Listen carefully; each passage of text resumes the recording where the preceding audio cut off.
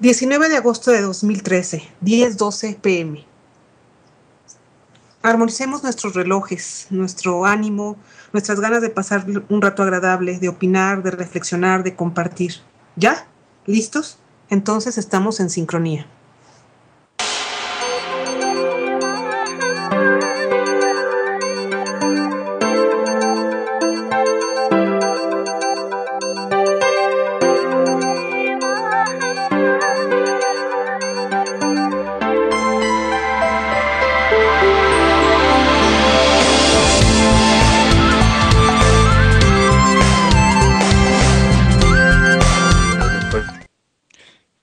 Buenas noches, bienvenidos a Sincronía. Hoy inicio de clases, todo parece desincronizado, hecho un desastre más bien porque ya empezó el estrés. Con las clases ya sabemos que el tráfico se pone tremendo en esta ciudad, pero bueno, los recibimos con mucho gusto en este launch del conocimiento, aquellos que quieran acercarse a un relax lleno de información, lleno de saber, lleno de cosas lúdicas que vamos a tener hoy para ustedes, como siempre, todos los lunes. Ya saben que es San Lunes y que el lunes es el día más difícil de la semana. Vamos a empezar con algo difícil, filosófico, bueno, primero científico, filosófico y a la vez difícil, pero con Enrique Seleni, nuestro experto en ciencia, físico, por cierto, también, que de la Universidad de Puebla, y que ahora sí nos va a hablar de algo de directamente de sus temas predilectos, de su área de conocimiento más profundo, en su sección Comunicando la Ciencia. Buenas noches, Enrique. Buenas noches, Odiseo, buenas noches a todos. ¿Qué tal? Y bueno, vamos con este tema laberintico, casi esotérico, de lo más profundo de la ciencia, que lo presentas como ¿qué onda con la cuántica?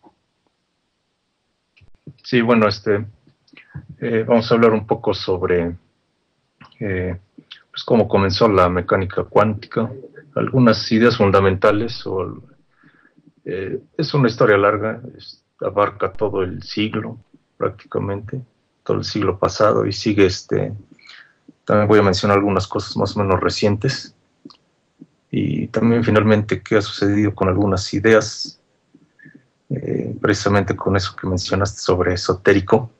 Pero bueno, sucede que allá por finales del siglo XIX, principios del XX, pues se empezó a tratar de dilucidar el átomo. Allá por 1895 se descubrió el electrón. Al principio no sabían bien de qué se trataba, se empezó a tratar de dilucidar, digamos, qué estructura tenían los átomos. Estuvo Rutherford, Niels Bohr, etcétera. Entonces, uno de los primeros postulados importantes en la teoría cuántica, pues se trató de que Planck, había un problema que llamaban el del cuerpo negro, sobre la energía que se emitía. Entonces se tuvo que cambiar pues unas ideas sobre la energía. En particular, por ejemplo, se pensaba que la energía podía ser una especie de continuo. Sin embargo, se tuvo que cambiar esta idea, y Planck postuló que los cambios en los estados de energía tenían que ser discretos, cantidades de una constante fundamental llamada H. Y bueno, luego hay otras. Eso fue algo, digamos, ya importante, un cambio conceptual grande, porque en la física clásica se consideraba todo como continuo, ¿no? Por ejemplo, el tiempo, el espacio. Entonces, de pronto la idea está de que no fuera discreta la energía, fue un cambio grande. Otra idea fundamental es el llamado principio de incertidumbre de Heisenberg. Él pensó que, nos dijo que no podemos determinar la posición y la velocidad de una partícula simultáneamente. sucede que en el mundo cuántico, cuántico es así escala quiere decir a escala muy pequeña del orden de los átomos, de tamaño. Entonces, nosotros cuando, digamos, a nivel de nuestra experiencia diaria, percibimos las cosas de cierta manera, ¿no? Tiene ciertas características, ¿no? Por ejemplo, uno puede ver un objeto de un determinado color, puede ver que es, por ejemplo, tiene una cierta dureza, etcétera. Pero a nivel subatómico las cosas son completamente diferentes. Uno podría pensar que la imagen tradicional en los libros, pues es que los átomos son como esferitas, ¿no? En un núcleo y giran otras esferitas alrededor, pero se supone que, bueno, en realidad mucho del átomo está vacío y además, digamos, en ciertos casos se comportan las partículas como ondas y en otros casos precisamente como corpúsculos, como partículas. Entonces a este se le llama el principio de complementariedad. Y bueno, aparte del principio de incertidumbre, también es otro de los pilares básicos de la teoría cuántica.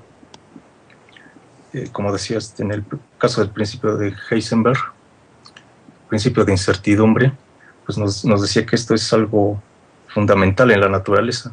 O sea, no tiene que ver con que nuestros aparatos de medición sean malos o que el experimento sea malo y que en un futuro podamos en realidad medirlas bien simultáneamente.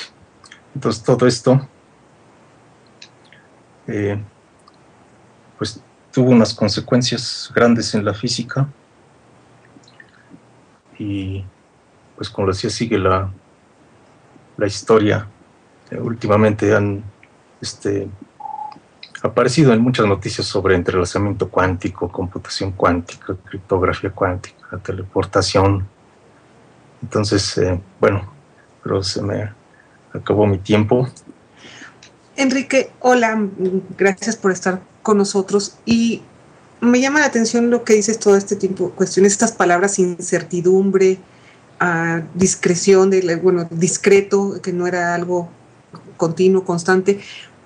Para los científicos y sobre todo para los físicos que siempre necesitan tener todo bien asido, bien agarrado, bien medido, bien controlado, ¿no fue algo choqueante, impactante y que les movió todas sus certidumbres y su percepción? Toda esta cuestión de la mecánica cuántica.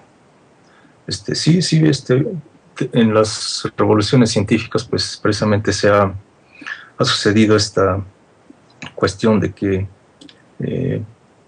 por ejemplo, algunas personas pues no aceptan las ideas nuevas. Las personas que, digamos, generalmente son jóvenes, proponen ideas nuevas. Muchas de ellas también, digamos, las hacen temprano en su carrera, porque de jóvenes, digamos, suelen ser muy atrevidos. Incluso hay un libro que se llama La estructura de las revoluciones científicas, si no mal recuerdo, es de Thomas Kuhn y habla de toda esta cuestión. Sí, un librazo. Sí. Entonces sí, para los físicos fue incluso el mismo Einstein, hasta que se murió, no aceptaba digamos, este elemento de azar en la mecánica cuántica, que fuera algo fundamentalmente que se estudia con probabilidades. Por ejemplo, nunca hay una certeza de que una partícula esté en un determinado lugar, sino que solo puedes hablar de la probabilidad de que esté en algún lugar. Enrique, yo creo que esto, le daría apenas sería como un índice lo que acabas de dar de temas tan importantes y apasionantes que podrías irnos desglosando de manera mucho más precisa y mucho más concreta, porque cada uno da para mucho en divulgación científica, que es el objetivo de tu sección. Yo te quería preguntar, porque bueno, siempre el principio de Heisenberg creo que tiene implicaciones para hablar de una palabra dominguera epistemológicas o relacionadas con el conocimiento no solo de la naturaleza, sino del mundo y de toda la realidad y el universo en general. Y bueno, no estoy al tanto de los avances en física, creo que esto cambia a diario. Hasta ahorita todavía el principio de Heisenberg sigue vigente, es decir, todavía no se puede medir al mismo tiempo la posición y la velocidad de una partícula. Sí, considera algo, digamos, por toda la comunidad de físicos en general, es algo fundamental en la naturaleza, o sea, no es, como decía, algo que dependa de los aparatos. Es decir, que este principio, digamos, este fenómeno como cualidad de la naturaleza, en algún momento puede llegar a resolverse, a poder medirse ambas, no sé, magnitudes, o no sé cómo decirle. ¿O no es un problema en realidad para la física? Digamos, la mayoría de los físicos pues, están contentos con que sea así, digamos. Existe un formalismo matemático fuerte, existe muchos experimentos que lo han corroborado, digamos, a lo largo del siglo. Todos estos fenómenos cuánticos, hay más otros descubrimientos que se han hecho además. Entonces, digamos, todo forma un cuadro coherente.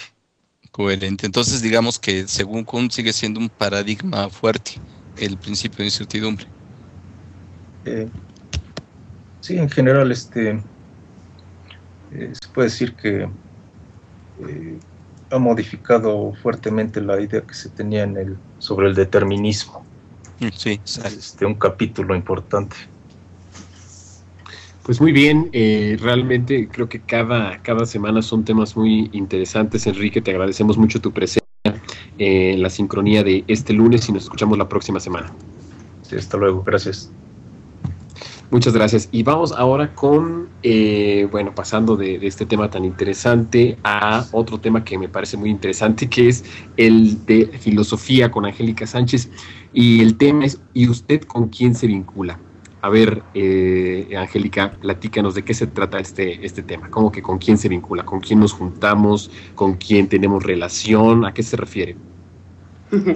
Bueno, primero que nada, buenas noches a todos. Marta, Ulises, Jonathan y a todos los que nos escuchan, amigos, invitados y radioescuchas. Gracias por estar aquí y acompañarnos con Filosofía Viva.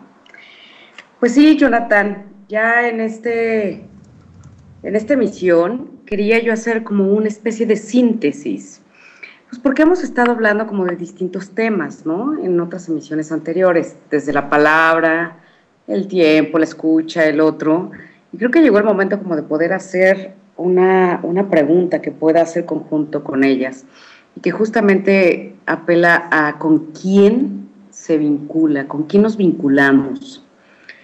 Bueno, pues antes quisiera como hacer una integración de cómo fui llegando a esta pregunta y que apela a esto que me estás diciendo, ¿no? De por dónde va, hacia qué y hacia cómo.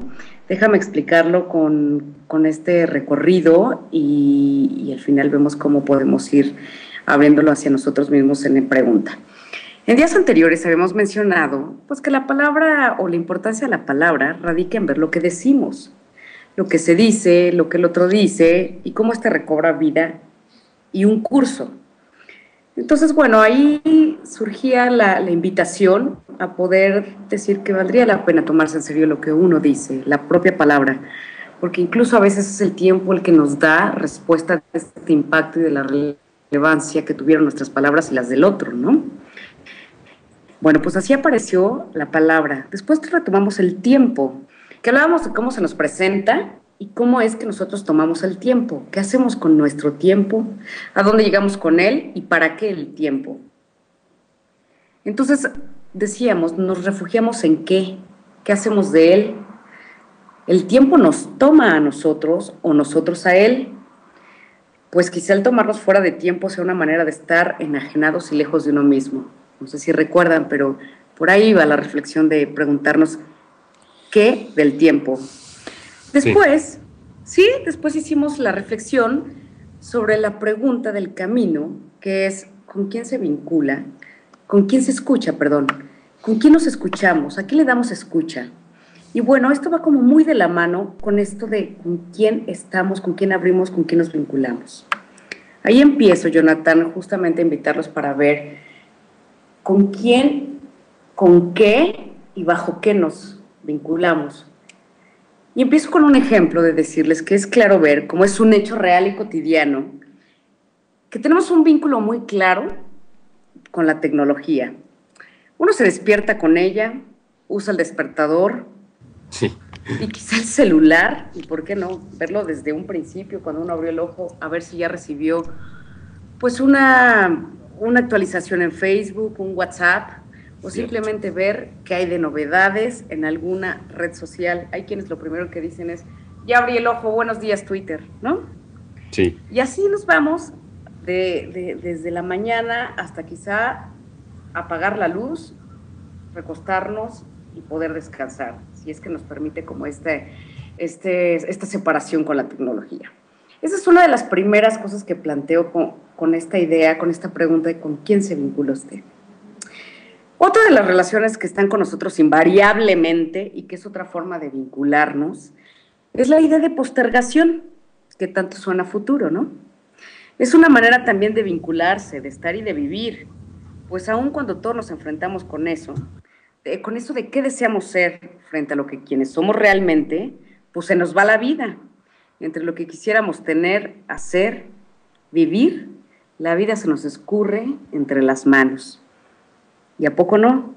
¿Usted con quién se vincula y cómo se vincula? ¿En dónde desea usted convivir? ¿Dentro del coche?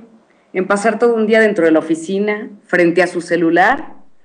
¿O donde simplemente uno va caminando frente a una forma de estar con uno mismo y se olvida del otro? Y cuando digo del otro, hablo desde un parque, desde una mirada, desde un encuentro que hemos dejado de ver hacia otros lados. Otro ejemplo más que quisiera con esto ir cerrando es ¿a dónde desea usted escuchar, compartirse, leerse, verse o mostrarse? ¿Será nomás en Twitter, en Facebook, en un blog o nada más en palabras que terminan siendo mails cotidianos que quizá no transformaron ni construyeron en algo más que un pasar por la vida? Y déjame irlo como acotando en preguntas que tanto son y prevalecen en este espacio, que es ¿a dónde nos hemos metido? ¿Qué ha sucedido con nosotros en estos espacios, formas y canales? ¿Qué les preocupa y a quién se entregan? Así de repente uno se da cuenta sobre la propia escucha, de eso que nos pide o nos roba la atención porque uno decide estar ahí y dar su vida ahí. Pregúntese, ¿usted con quién se vincula y a qué se vincula? Angélica, hay una relación entonces directa del ser con los vínculos, porque desde que uno está, desde que uno es, desde que uno participa de este tema tan grande que es el tema del ser en filosofía, creo que los vínculos, los nexos con las cosas aparecen, las cosas y los objetos a diferentes niveles, los fenómenos, dirían otros filósofos, a diferentes niveles, incluyendo uno mismo, ¿no? Los objetos materiales, el vínculo con los mismos vínculos, es decir, el nexo que tienes con un vínculo que a lo mejor ya no existe, ¿no? Como el recuerdo de una persona. Podríamos decir que ser no puede simplemente el hecho de ser, de existir, no puede evitar el vínculo, es decir, ser es vincularse de forma unida, de forma continua. Sí, qué bonita pregunta. Mira, pues incluso en Lacan, que es un psicoanalista, bueno, para algunos no lo es, pero... No, para mí sí. Digamos que él decía que uno se vincula con uno mismo desde lo real o simbólico o simplemente imaginario.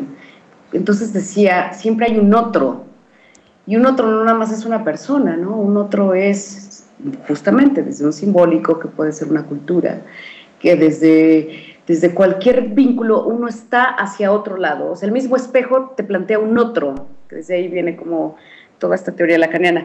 Pero sí. Es el estadio del espejo, ¿no? Uno de sus primeros conceptos, de hecho, ¿no? Es correcto, Angélica. tal cual. tal cual, y que desde ahí empieza este espejeo y esta construcción de otro, de ese un otro, ¿no? Y que también por ahí toqué esta lucha que hay entre lo que deseamos ser y lo que somos, que viene a partir del estadio del espejo como esta pelea de ese que veo frente al que soy, ¿no?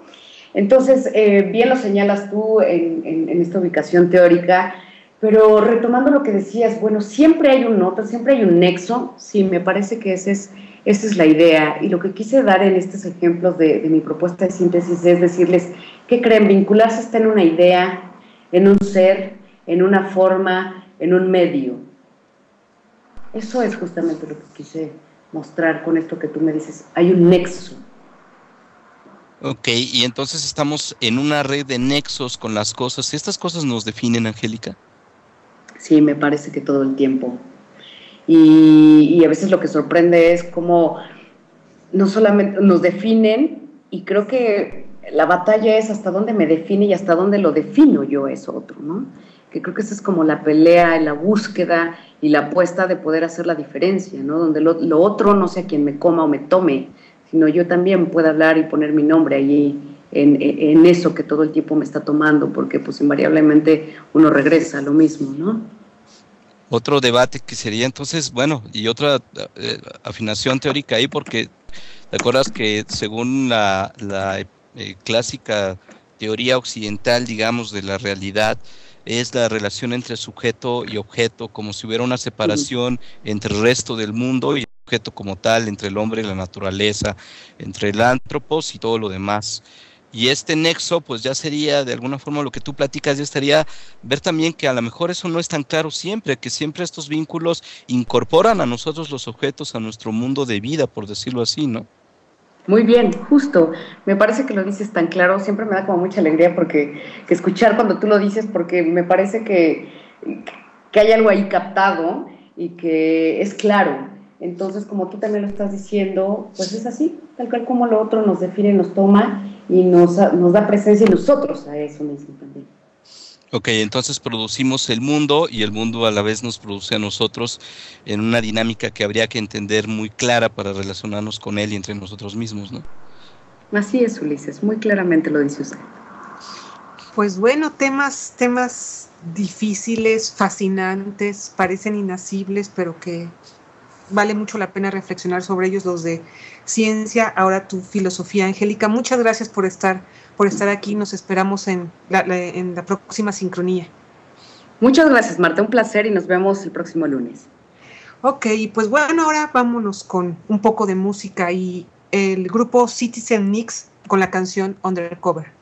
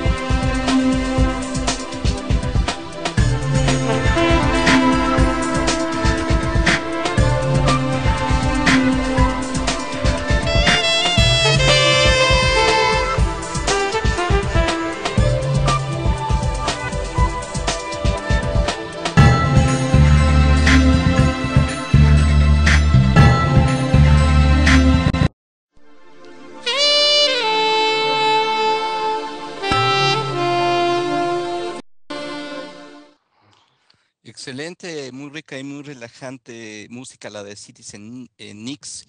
Para entrar, bueno, ahora a la charla de esta noche con mis compañeros Marta y Jonathan, a partir de un tema, bueno, vamos a robarle un poquito de nuevo a nuestros compañeros Tina y Vicente, que son nuestros expertos en cine, para hablar de una película que no solamente es eso, obviamente como todas las películas, sino que da lugar a muchísimos temas muy importantes en nuestro país, bastante graves, bastante lacerantes y bastante tristes, pero que hay que tratarlos y hay que afrontarlos como lo hace Amad Escalante en su película Eli, este director que ya había tenido, según recuerdo, algunas películas o algunos trabajos anteriores centrados muchos en la idea de la brutalidad y que por eso resultan muy incómodos, pero que ahora nos presenta esto con la misma brutalidad, con esta misma crudeza que la realidad presenta y que trata de traducirla lo más fielmente posible y que por lo mismo, bueno, se vincula, como veíamos en la sección de filosofía de Angélica, con otra red de cosas y con otra red de problemáticas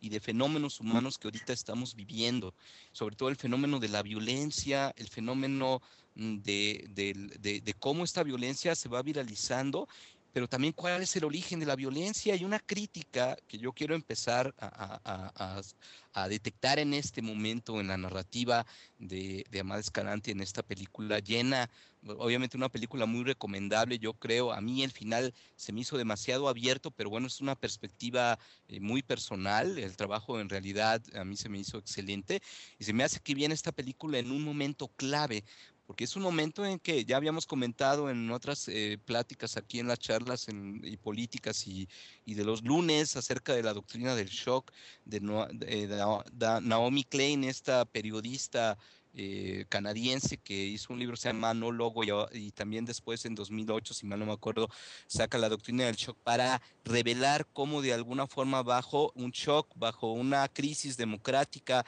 bajo una catástrofe humanitaria o natural, es más fácil imponer, que baje la guardia de la sociedad e imponer ciertas reformas estructurales y ciertas imposiciones económicas que a la larga solamente van a recrudecer los problemas mismos que las están facilitando en ese momento. Y este shock de la guerra contra el narcotráfico y la violencia que va penetrando poco a poco la vida cotidiana es una de las aristas que Amad Escalante nos presenta en esta película. Por eso robamos un poquito de la sección de cine, pero porque es un documento que realmente da para hablar de otras cosas.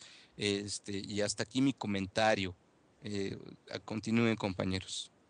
Pues bueno, esta película realmente a mí me impactó por lo bien hecha que está, por esa sobriedad, pero que a la vez impacta, esa misma sobriedad, esa sencillez impacta y, y las escenas de violencia, yo no creo que se regodeen en ellas, no pasa más de lo que yo creo que, no, incluso creo que se queda corta porque dicen qué brutalidad, pues lo más brutal es que creo que se queda corta con lo que todos los días leemos en los periódicos, la manera en que los ejecutan, la manera en que los torturan, toda la variedad, el desfile macabro de técnicas para matar, para torturar, y quién sabe ya cuántos van, 120,000. Quiero hacer hincapié en algo.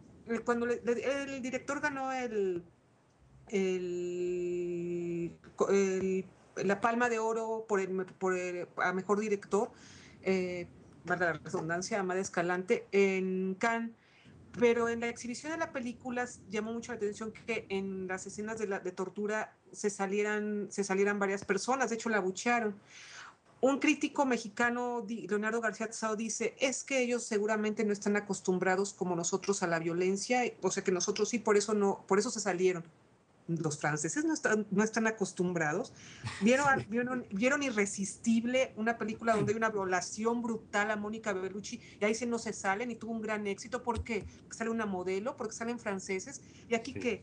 nosotros no estamos acostumbrados a nada, está pero mal, o sea, que tengamos que vivir como pues, viven los palestinos, como viven los argelinos cuando los invadieron los franceses, porque se tiene que seguir viviendo, ni modo, nos matamos, nos suicidamos en masa, pues no, pero decir que nos acostumbramos, y los franceses tan exquisitos, tan buenos, que no les pasa nada y se tienen que salir porque los molesta. Yo también tuve que voltear porque me dolía cómo torturaban en la película, pero tan horriblemente como me tuve que voltear cuando vi la película de Irreversible, y tantas películas francesas tan tortuosas y con una violencia muy dura. Así es que es porque estamos acostumbrados, no estamos acostumbrados, no lo creo. Habrá algunos que quizá les valga, o habrá otros que pues ni modo, tienen que voltear para poder seguir viviendo, y pues porque tenemos que seguir viviendo, pero acostumbrados, nada. Y los franceses que no se vengan a dar baños de pureza y a sentirse o sea, que no, que la violencia les lastima, que ellos están más allá del bien y del mal, cuando ellos también han sido, el primer mundo ha sido uno de los principales, y más ahora que están de comparsas de Estados Unidos, de la violencia que le pasa a tantos países a los que ellos ya han llamado el tercer mundo, los países subdesarrollados, su patio trasero. Fíjate que sobre eso que dices, Marta, un tufo de hipocresía y además de una cuestión moralista, pero no solamente de los franceses, es decir, hablando de los medios mexicanos, la entrevista que le hicieron algunos medios, en el caso específico, la que escuché que le hizo Imagen, por cierto, una periodista verdaderamente pésima, no voy a decir su nombre, pero trabaja ahí en Imagen, no la escuchen jamás. Bueno, realmente le hacía una pregunta de decir, oye, ¿no te sientes mal por esta cuestión de que con esa película vaya a bajar el turismo en nuestro país y la gente nos vea mal y se caiga el turismo y la gente no quiera visitar el país? Y algo que me parece muy interesante fue la respuesta tan simple que él dio, ¿no? Hay una cosa sobre la violencia que hay en la película que dijo Amat Escalante, dice, si voy a mostrar violencia, dice, le voy a dar el peso que debe tener. Dice, moralmente creo que la responsabilidad es mostrar la violencia como debe ser, triste, desagradable, muy sucia, una pesadilla. Y creo que es una declaración afortunada, porque la película, pese a que estamos acostumbrados de ver relatos de narcos, de series, de diferentes, incluso de series internacionales y de otras películas, rara vez se trata como los trató en este caso el director Escalante, porque lo trata como que va más allá de la dramatización a ultranza de los tiroteos y de las intrigas que de ello nacen, muestra la terrorífica realidad mexicana, que es una realidad mexicana que hay que asumir todos como sociedad, y que se conoce muy bien, no por esta película, sino se conoce muy bien porque es noticia internacional, es noticia mundial, lo que sucede en México, la crueldad con la que hay las decapitaciones, lo que tiene que ver con los desaparecidos, los secuestros, pero también además de la forma en la que el gobierno ha asumido esta guerra y nos ha hundido aún más en esta situación de violencia. Incluso desde el propio Estado, todo lo que tiene que ver con los... con las faltas a los derechos de los ciudadanos, es algo que está muy bien documentado a través de los reportajes que diferentes empresas internacionales hacen de nuestro país. Es decir, no porque se mostrara en esta película, que está muy bien tratada, parece que es un documental, pero tiene una esencia muy real, porque además hay que decir algo interesante, la película está hecha, todos, solo uno es un actor de profesión, porque todos los demás son actores naturales, y se logra realmente una conexión muy bien de una familia cualquiera centrada, más bien, que está en el centro del país, puede ser cualquier familia, y realmente eso hace que de alguna forma se lleve a disfrutar la película, en el sentido de disfrutar, lo digo no de que nos guste ver que hay este tipo de situaciones o este tipo de torturas, sino en el sentido de que podemos ver que se trata un tema tan importante en nuestro país, tan real en nuestro país, sin el morbo. Yo creo que el director no lo hace con esa manera de morbo, Muchos incluso desde la derecha le dijeron que era un traidor a la patria, de esa exageración por mostrar esta cinta, a lo que él dice, bueno, vamos a decir, la película no es una cuestión, o no se le puede decir que sea un largometraje de denuncia social, sino simplemente es una realidad vista a través de sus propios ojos, es decir, de los ojos del director. Y creo que lo logra muy bien, logra ubicar muy bien esta realidad que sufren muchos mexicanos. Estoy de acuerdo con Marta, no es una realidad que hemos vivido todos, ¿no? O que todo México esté viviendo, creo que no es así, pero creo que sí hay muchas familias mexicanas que están viviendo estas circunstancias, y creo que es una película que lleva mucho a la reflexión, de lo que está pasando, y de que muchas veces como mexicanos no nos enteramos de esto, no sabemos más allá de lo que viven las familias que tienen este entorno de muerte, este entorno de falta de oportunidades, de este gangrena del alma de la gente, ¿no? Y creo que es importante ir más allá, y este documento, bueno, esta película más bien, este largometraje, nos lleva a una reflexión que a mí, en lo personal, cuando yo la vi, creo que es muy digna, es muy interesante y muy necesaria en las circunstancias actuales en las que estamos viviendo, ¿no? Así es, yo creo que esa dignidad fue la que desde un punto de vista colonialista los franceses no pudieron aceptar fácilmente porque, en efecto, como dice Marta, pues ellos juegan con la violencia sexual y con la violencia física en muchas películas y también tienen sus grados de crudeza, pero lo que les molestó no fue eso, sino que aquí la violencia tuviera un contenido altamente subversivo, más subversivo que el desafío que ellos hacen con sus cuestiones y con sus contenidos violentos en sus películas, que pueden ser buenas, también pues, son muy respetables y son pues, una de las grandes fuentes del cine, siempre han sido los franceses, pero lo que aquí les molesta es qué nexo tiene esa violencia que se presenta con un alto contenido subversivo contra el sistema que estamos viviendo, porque Ellie, que es el personaje central, es un niño, un joven que vive las reglas del sistema. Digo, dentro de sus posibilidades, él sigue de alguna forma lo que se le enseñó a hacer, que es una vida honesta. Y esta vida honesta, ahí dentro de sus circunstancias y condiciones, pues tiene una familia nuclear, tiene ahí a una mujer, acaba de tener a un bebé, vive con su hermana y con su papá. Es decir, bueno, no, ya a partir de ahí más bien es una familia extendida, ¿no? Familia nuclear nada más sería ella con el hijo y con la esposa, él con el hijo y con la esposa, ¿no? Pero tiene una familia extendida, pero pues, desde el corte de vista tradicional, todos reunidos, como el patrón de normalidad señala en este mundo occidentalizado que es el universo de México, ¿no? También consiguió trabajo y trabaja en una planta automotriz, si mal no me acuerdo, que ese es el trabajo que tiene, trabajo de obrero que quiere conservar. Sigue las reglas del juego. Entonces lo altamente subversivo, lo no más conmovedor, sino profundamente inquietante de la película, o por lo menos uno de los ángulos profundamente inquietantes de la película es cómo este hombre joven que sigue las reglas del sistema, que vive una vida honesta, es penetrado en su universo, es ultrajado por la violencia de una manera que en primer lugar o en primera instancia se podría considerar como azarística. Es decir, le tocó. ¿Por qué le tocó? Bueno, porque la hermana en algún momento determinado, ¿no? Un miembro de su familia es el que le lleva la violencia ahí.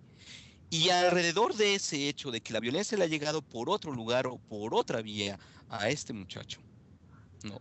Esta violencia que lo inunda, que de alguna manera lo rodea, pero del cual, según un criterio de excepcionalidad, hasta ese momento no ha sido partícipe, ha tenido la fortuna de no estar en el radar del crimen organizado y de las autoridades corruptas que están en complicidad a veces y en otras veces lucha con él.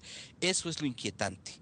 Es decir, no se trata, es un desafío al argumento derechista ¿sí? Acerca de que, según esto, la honestidad, el seguir las normas, el seguir las reglas y el vivir una vida individualizada en donde se cree que la propia lucha es la que va a traer el bienestar, se cae totalmente, se desquebraja. Porque las razones, para no continuar con la trama de la película, para los que no la han visto, las razones, y ya lo verán, por la que este muchacho llega a estar, a sufrir la pesadilla que sufre y a presenciar todo aquello que ve, también tienen que ver directamente con el sistema, con, como decía Jonathan, con falta de oportunidades, con ciertas visiones tradicionales de nuestro país, pero sobre todo con esta ambición, con estas oportunidades que ofrece un capitalismo que en el aspecto pues, más rural, no tan urbano como el ambiente en el que se ofrece la película, no por ello desaparece, no por ello desaparecen las ambiciones, las normas, las aspiraciones que se nos presentan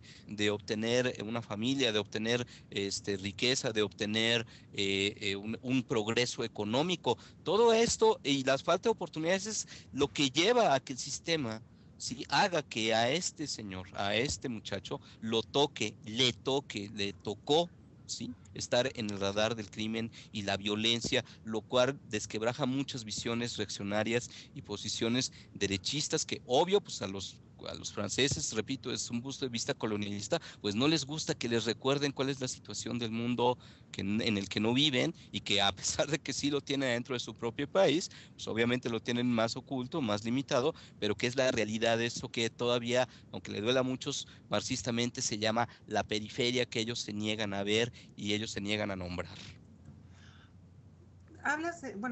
Dijeron la palabra dignidad, y sí me parece una película muy digna, porque sí son pobres, pero no son mugrosos, al contrario, se preocupan mucho por estar muy limpios dentro de sus estrecheces, no se regodea el director con los mocos de los niños pobres y que viven de manera indigna, no, al contrario, eso es algo de llamar la atención. No quiero contar la película, pero hay un momento de una ternura, es una mezcla de ternura, ridiculez, muy, muy interesante que ya lo verán si los que no lo han visto, que hace reír a la vez, aunque fuera una situación muy ridícula, de verdad que da mucha ternura. Y hay otros dos momentos, tampoco lo voy a contar, pero que no se refieren a la tortura en especial, sino como dicen, a todas las condiciones sociales, a la vida tan dura que se lleva. Un momento en el que del padre, en el momento cumbre del padre de Eli, que se sienta a ver la televisión, esa mirada de un profundo cansancio, de unas profundas ganas de ya no hacer nada, de quedar, y dices, cuando mucha gente dice, ay, nada más se ponen a ver la televisión y todo, pues es que después de un trabajo tan arduo, no tienes ganas de hacer nada, y él lo refleja sin ser actor profesional, impresionante, y para lo que pasa después, de veras que eso es un momento mágico de esa película. Y luego otro, sí están torturando, que puede ser lo más fuerte, pero lo más fuerte lo que están viendo los niños que están, sí, lo que están haciendo y viendo los niños, me imagino que aprendices de sicarios, mientras está la tortura, lo que están viendo y lo que están haciendo, eso es fascinantemente horroroso, pero muy puntual. Yo no sé que es ficción, lo que sea, pero estoy segura que se documentaron y que las fuentes que de los guionistas fueron muy puntuales, muy concretas, sí, muy verídicas. A mí me impresionó.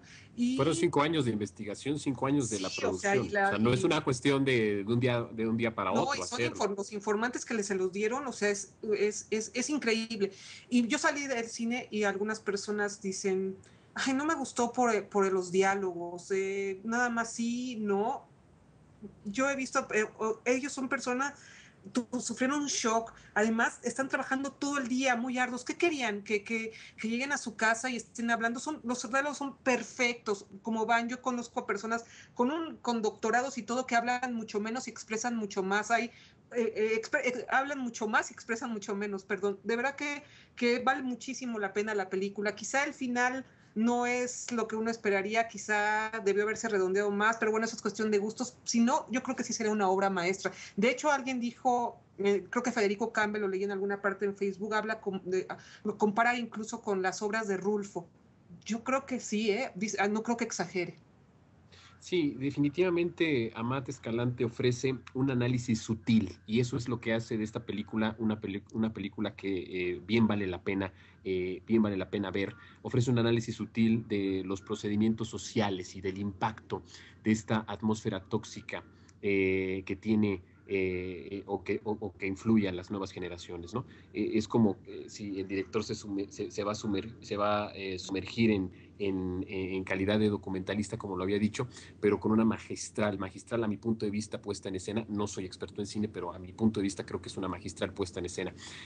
También, bueno, lo que decían ustedes, la existencia de una familia cualquiera en una pequeña localidad que está situada a varias horas en carretera de la capital, hace ahí un cuadro despiadado de una inocencia robada, del ciclo interminable de la violencia y de cómo la vida sigue a pesar de todo en un entorno donde, bueno, pues la muerte espera a la vuelta de cualquier esquina. Y creo que eso es lo que hace interesante a esta película de este director, que, bueno, pues ya es famosísimo internacionalmente, ya ganó este premio tan importante, que se está haciendo muy famoso y que creo, por sus declaraciones, que es una persona con una personalidad sincera, que la película la hizo con un propósito muy sincero, más allá de cualquier otra cosa que se le pueda dar desde la derecha, desde ese tufo conservador, desde ese tufo moralista, de por qué, de que si sobraba o estaba de más poner la manera en la que se está torturando. Creo que es una persona que simplemente lo hace porque es un ciudadano más, que evidentemente pues es un director de cine que vio el guión, que le preocupa socialmente eso, pero como él mismo lo dijo, no es un largometraje de género de denuncia, simplemente es una realidad vista desde mi punto de vista, una realidad vista desde mis ojos y desde esta documentación o desde esta investigación que llevó alrededor de 5 años. Creo que es una muy buena recomendación para las personas. Creo que bien vale la pena ver este largometraje, porque además también los mexicanos decimos, oye, esta violencia, pero pues las películas de Hollywood, las películas de Estados Unidos están repletas de esta violencia. Entonces creo que bien vale la pena ver esta película, que seguramente ayudará a reflexionar y que, como lo dijo el director, es el punto de vista mío, es mi punto de vista sobre esta realidad que lastima, que hiere y que asusta, ¿no? Pues sí, véanla, no porque sea una película mexicana, no porque sea una buena película mexicana, véanla porque es una excelente película, no importa la nacionalidad. Y pues bueno, ya es hora de escuchar más música a un grupo italiano de electro rock que se llama Dope Stars Inc. con la canción Ultra Wired.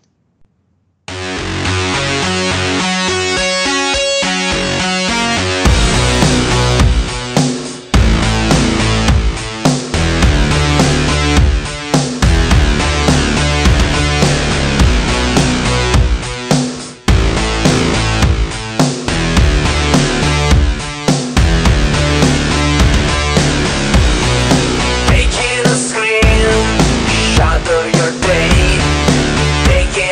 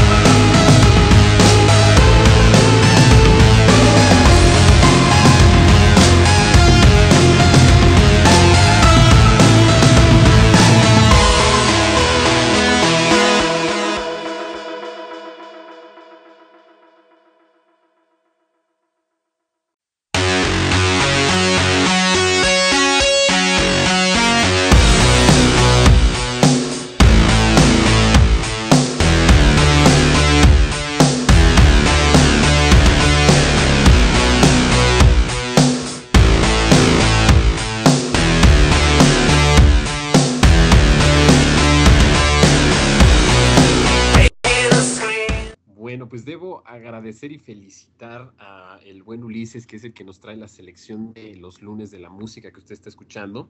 Me parece que es una muy buena selección, así que muchas gracias por esa selección musical. Vamos a pasar a otro tema. Bueno, este tema yo creo que es favorito de muchos, es la zona roja, el sexo sin censura, que nos trae la noche de hoy Ernesto Jiménez. El tema, los hombres son visuales, las mujeres verbales, en pregunta, excitación femenina. Entonces, ¿quiere decir que la excitación de los hombres es muy simple, Ernesto, o cómo? Hola, ¿qué tal? Buenas noches. Bueno, no tanto, más bien que los hombres tendemos más hacia el aspecto visual y supuestamente las mujeres hacia el aspecto verbal, pero eso es de lo que vamos a platicar enseguida. Pues adelante. Mira, muchas veces podemos hacer la pregunta de por qué a los hombres les gusta mirar a dos mujeres que están haciendo el amor. En cambio, a algunas mujeres esa situación planteada en cuanto a que vean a dos hombres teniendo una relación, a muchas de ellas les parece francamente repulsivo o grosero, tanto que en lugar de producirles algún deseo, pues este se apaga, ¿no?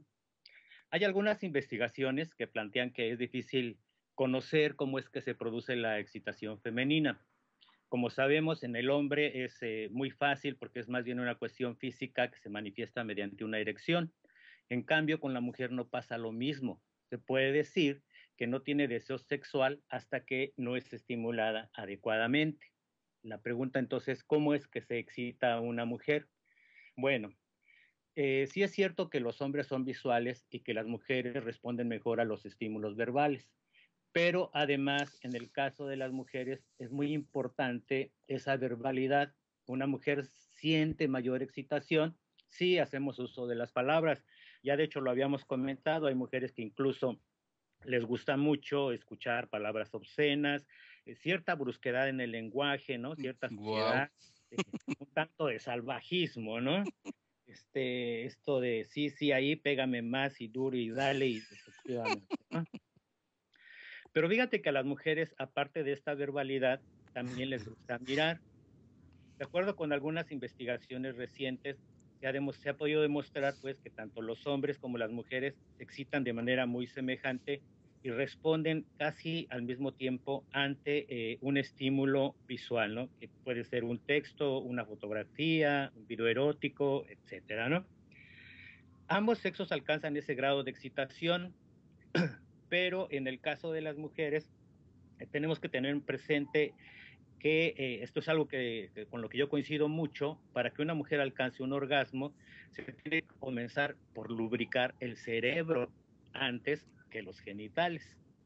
Wow. Por eso es que cada día los shows con strippers masculinos tienen más éxito. Tú sabes que, por ejemplo, en nuestro país, que ha sido tan de doble moral, ahora es muy común las fiestas, las despedidas de soltera, etcétera, en donde se organizan precisamente exhibiciones de este tipo, y con ellas las mujeres pues alcanzan grados de satisfacción similares a cuando se masturban o cuando están haciendo uso de la fantasía.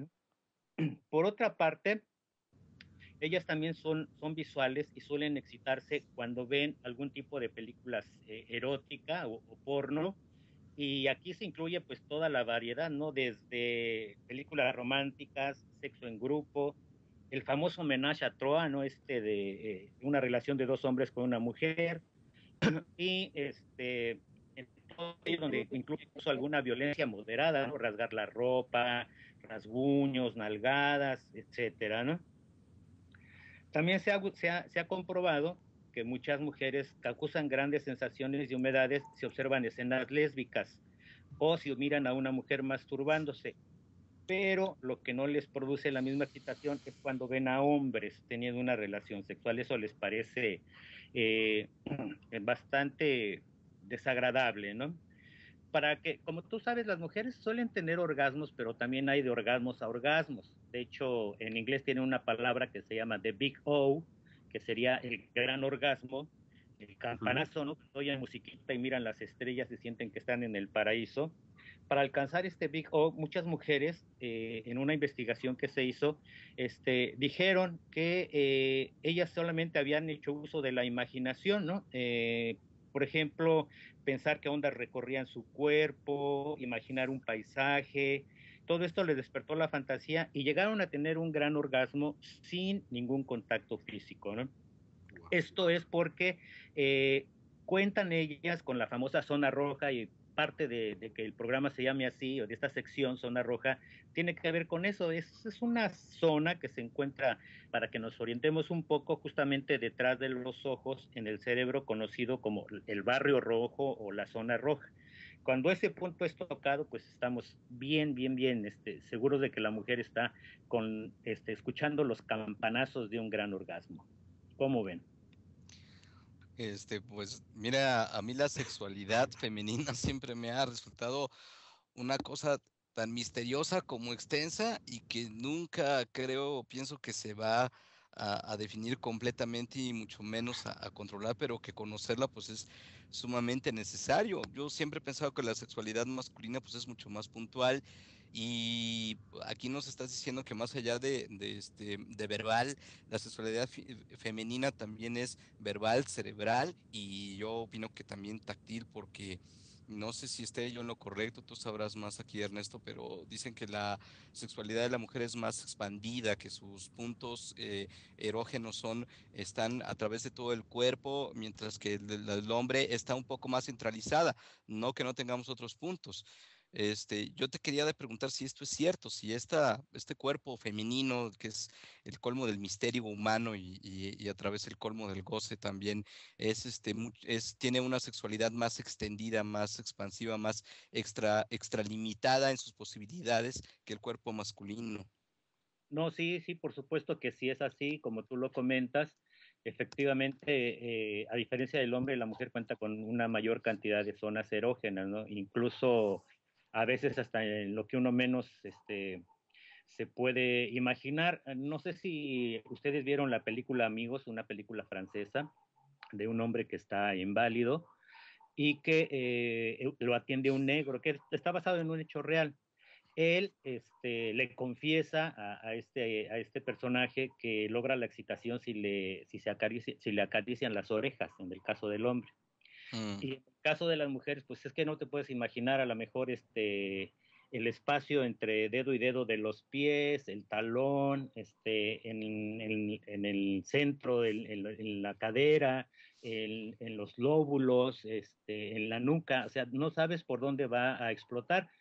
Pero más allá de esa situación física, cuando uno dice que hay que lubricar o esperar pues a que la mujer tome su tiempo, logre una lubricación y se prepara para poder tener un gozo, efectivamente lo primero que tenemos que lubricar es el cerebro y puede ser visual o puede ser verbal. El aporte de hoy es que también hay que considerar que más que verbales, también las mujeres son visuales. Yo acabo de leer un libro que se llama S igual a X2, la ciencia del sexo de Pérez Tupinja, un físico, pero que trató de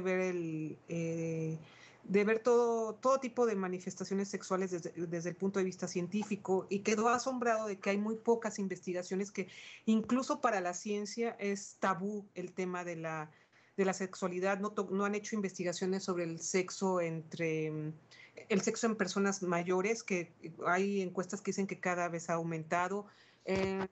En general, todos los temas, desde los swingers, desde el sadomasoquismo, de todo.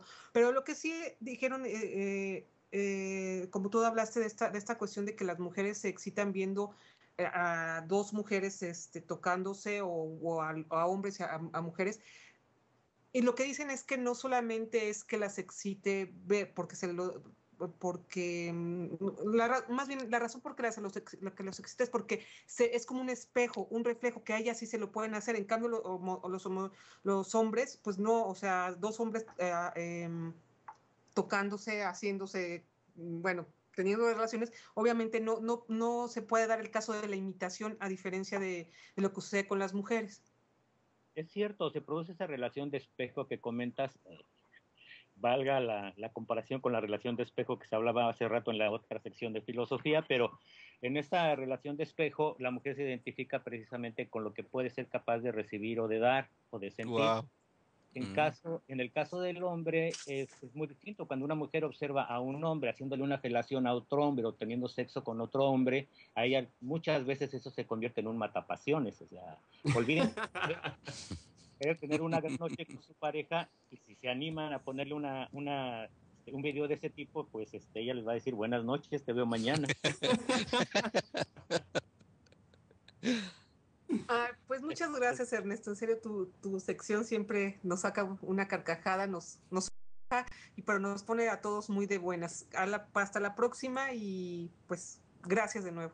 Tengamos sexo, hagamos revolución. Buenas noches. Buenas noches.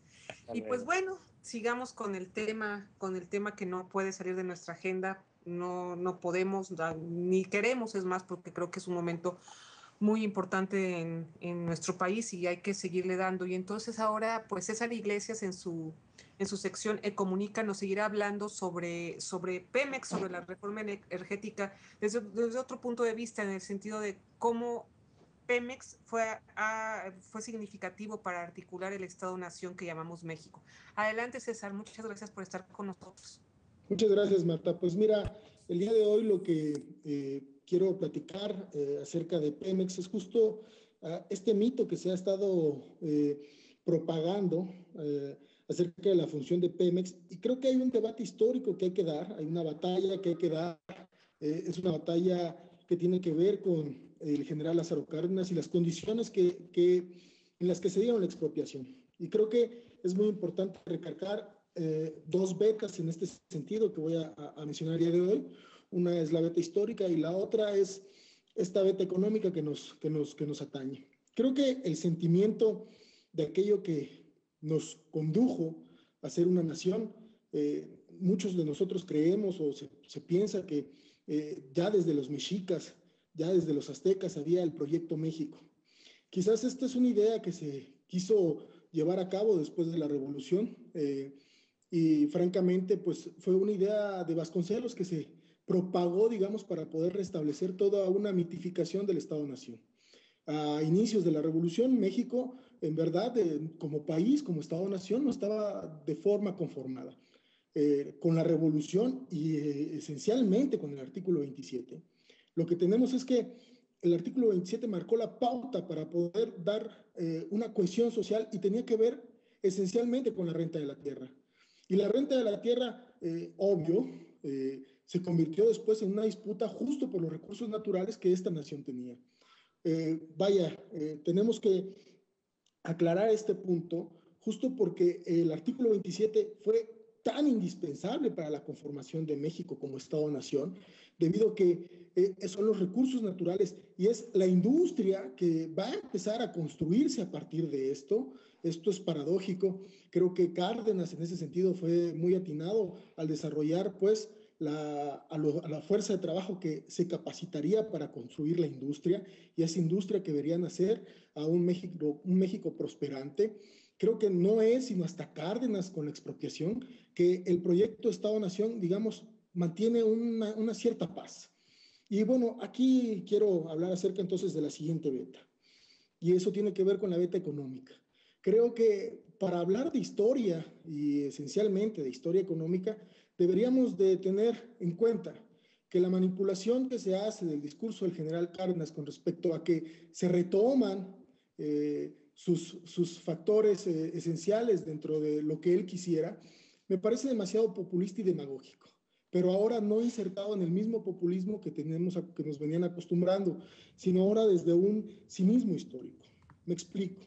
El estado de bienestar que se conformó con la expropiación petrolera, porque Cárdenas lo dice, Cárdenas es muy claro en su discurso de expropiación. Vamos, díganme qué empresa petrolera, en qué pueblo donde existen los pozos hay un hospital, hay una escuela. Díganme, ¿en dónde hay alguna recreación para la gente? Pero en verdad no existía el desarrollo económico de lo que sí estaban sacando las petroleras del país. Era demasiado dinero, era demasiados recursos que no iban destinados a la nación. Lo que hace Cárdenas es agarrar esa renta, esas ganancias extraordinarias provocadas por la renta de la tierra, de estos recursos magníficos, las redirige Y una vez que las redirige, las pone al servicio del Estado, las pone al servicio de un estado de bienestar para conformar, digamos, un desarrollo social, no un crecimiento social, que creo que es ahí en donde debemos de ser muy claros.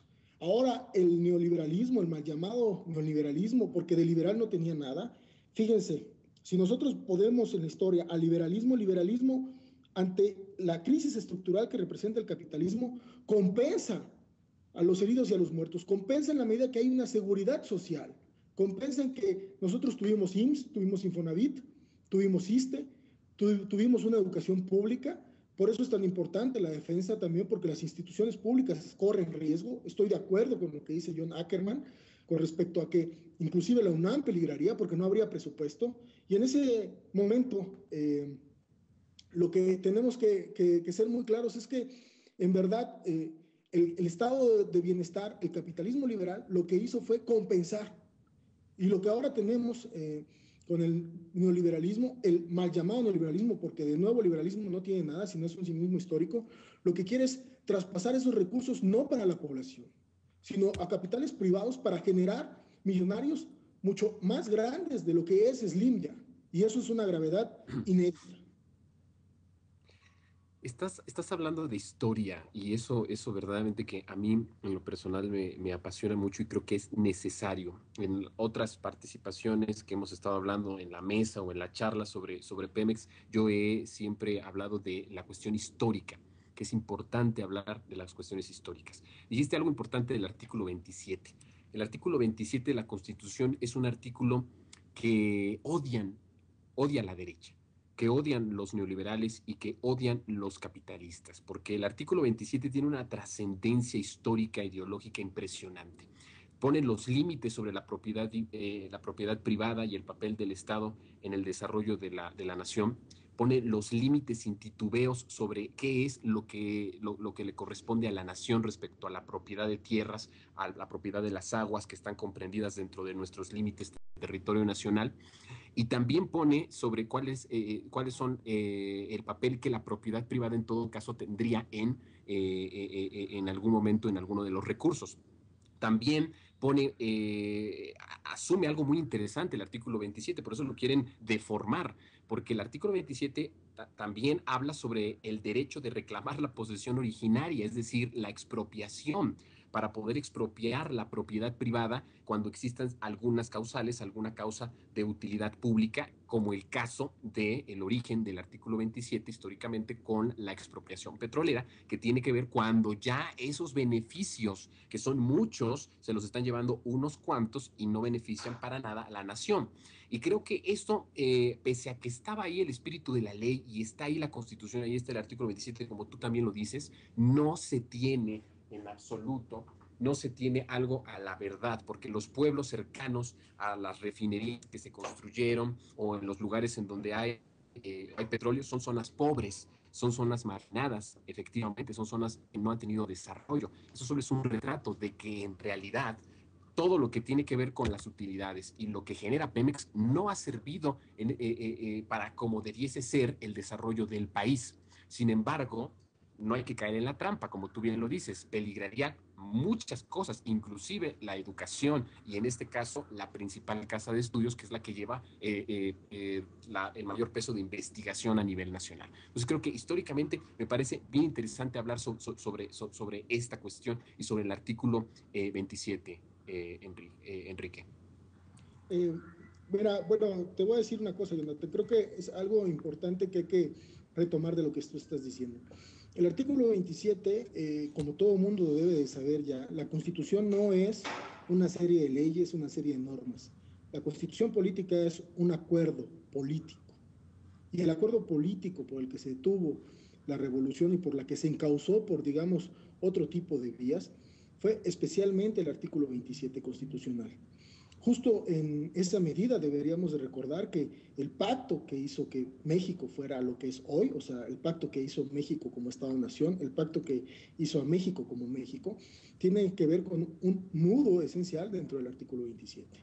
Pero, digamos, una de las cosas que quiero recalcar, el estado del bienestar que se desarrolló a partir de Pemex hizo posible las maravillas que significaba tener una casa propia, que significaba tener un seguro que te garantizara asistencia médica.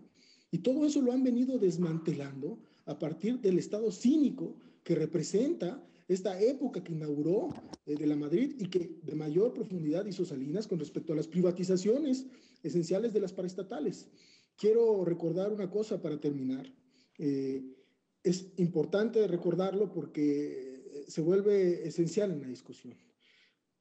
La industria mexicana fue hecha pomada, y lo que se metió en ese momento fueron las maquilas. No hay pues un motor de crecimiento y desarrollo como ellos dicen.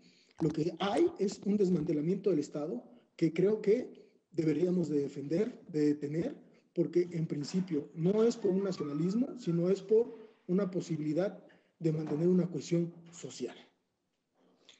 Así es, César. Yo creo, bueno, igual muchísimos temas que acabas de poner ahorita sobre la mesa y esta, como dice Jonathan, visión histórica que es importantísimo tomar ahorita, sobre todo cuando se está tomando a Lázaro Cárdenas como un referente para legitimar de alguna forma este despojo que se pretende hacer. Y es importante retomar desde el punto de vista social, económico e histórico, en qué consiste esta figura, en qué consistió el fenómeno histórico de la expropiación petrolera, para que precisamente no se preste esta figura tan importante, se manipule de tal forma que sirva a estos intereses, César.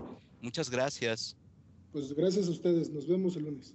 Nos vemos, César, claro que nos vemos, porque poco a poco también irás estructurando seguramente una gran crítica y dándonos muchas herramientas para una oposición, una resistencia efectiva ante esto que el gobierno federal pretende hacer. Y gracias también por cerrar este programa. Ya nos vamos, el tiempo se ha terminado en este espacio de relajación en el conocimiento, como había dicho al principio. Gracias a nuestro productor Carlos Garza, gracias a nuestra personalidad en el timing, Noemí León, gracias a nuestra experta en social media, Diana Maya.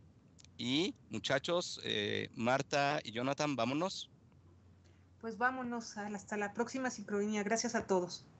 Y perdón, sí, es César, dije Enrique César, perdón, en verdad. Hoy no fue mi día, pero bueno, muchas gracias y nos escuchamos la próxima semana, el jueves en otra sincronía. Que estén muy bien y hasta entonces.